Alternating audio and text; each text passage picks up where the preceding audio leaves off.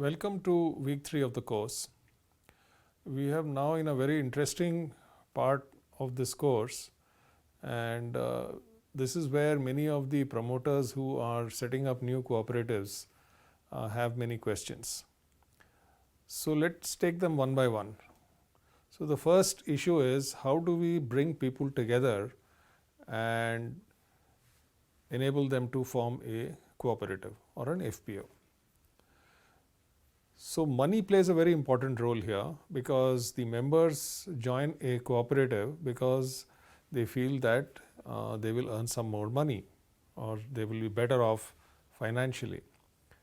So the first question that comes is, when the members bring their produce into the cooperative, do we pay them or do we not pay them? If we pay them, how much do we pay them? So as we discussed earlier, in the simple pool and sell model, all the members bring their produce into the cooperative. They are not paid upfront, and the pooled produce is taken to a nearby market, sold, and the money that is collected there is paid back to the members.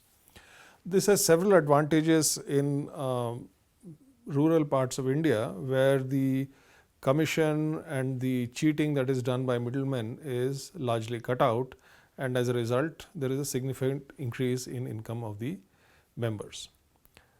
But there are many questions that promoters have at this stage. So if I am promoting a cooperative in a new area where none exist, I am always faced with this dilemma. Should I pay the members upfront or not? So usually many people feel that you should pay them upfront. Only then they would give their produce. Now this becomes a catch-22 situation, because where does the money come from to pay the members? So very often promoters, because they have access to microfinance institutions, financial institutions, grants, loans and so on, they bring money from outside and use that money to pay the members. Of course, this does help to mobilize people, but one should be careful of a few things. One is, can we scale this up?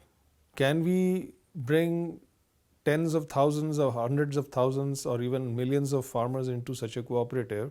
How much money would be required to bring them all on board if we have to pay each and every farmer upfront? The second question that arises here is, who is going to take charge of marketing? Now this is where in the initial stages one has to understand the psychology of an ordinary member or an ordinary farmer very clearly. What does he want? He wants that instead of going and giving his produce to the trader who cheats him, and the farmer is aware that he cheats him, he has now found a cooperative which of course pays him upfront. So he is satisfied and he goes back. Now who's going to take charge of the produce and take charge of marketing and ensure that the money comes back and the person who has lent the money to the cooperative or the organization gets its loan back? This is where many cooperatives in the initial stages flounder. What happens in reality is, when you start paying the cooperative members upfront all the money, all the members are very happy, they go home and nobody is bothered about the marketing. It's up to the promoter or the promoting agency, typically an NGO, sometimes a government agency, to take charge of all that produce and start marketing it.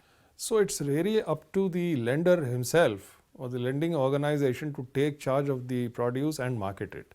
Now this is not a scalable model. In the true spirit of a cooperative, the member should take charge of all operations, own it up and earn profits.